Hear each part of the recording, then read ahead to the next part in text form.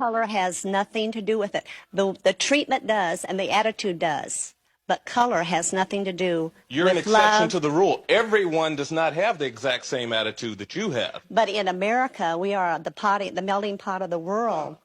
And we should be able to be tolerant. And you should dislike me because I'm white, and I should dislike you because of your color. Now, wait a minute, people. What do you mean by melting pot? That we put everybody together and mix them all up and they all come out the same so that white folks feel comfortable with them, so that blue-eyed folks feel comfortable with them? We don't need a melting pot in this country, folks. We need a salad bowl. In a salad bowl, you put in the different things.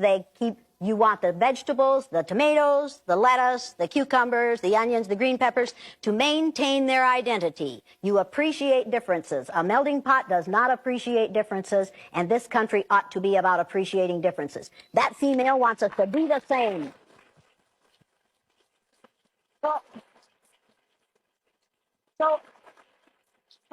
What do you base the fact that blue-eyed people are less intelligent or lazy? They haven't been on the earth as long as brown-eyed people have, and that's a fact.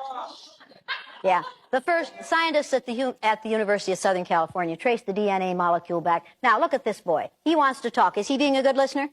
No. These people know the listening skills? No. And if they know the listening skills, why aren't they practicing them? As I was saying, we can see where this is going. University of Southern California, sit down and listen. Trace the DNA molecule.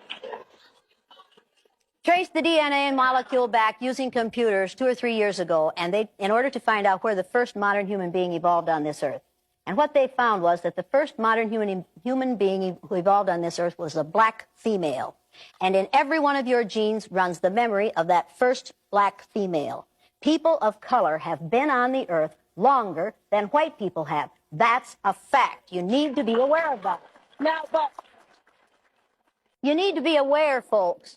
You need to be aware that it was blue-eyed people in Germany. It was blue-eyed people in Germany who oversaw the killing of 10 million human beings. And one of the ways you went into the gas chamber in Germany was eye color. If you had brown eyes and a good German name, they threw you into the gas chamber because they said you might be trying to pass. You were a Jewish person trying to pass. I didn't invent this. Adolf Hitler did. And there are people in this country today, neo-Nazis, the Aryan nation, who are now absolutely trying to do the same thing again. And unless you are aware of it, it will happen again. We have 59,000 excess deaths among the black population of this country per year now. Now, if we had that great a number of excess deaths among the white population, we would do something about it.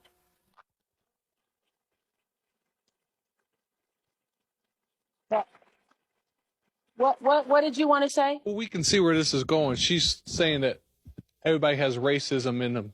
It's not really about the eye. She's trying to teach about racism. But she can't get away from the fact that God created the races, and you are going to be different. You can't help it. God created races, and he didn't want the races to be like that. God created one race, the human race, and human beings created racism. Now, I want to know if several people in this group are very, very angry. They're angry after an hour of being denied what they consider their right.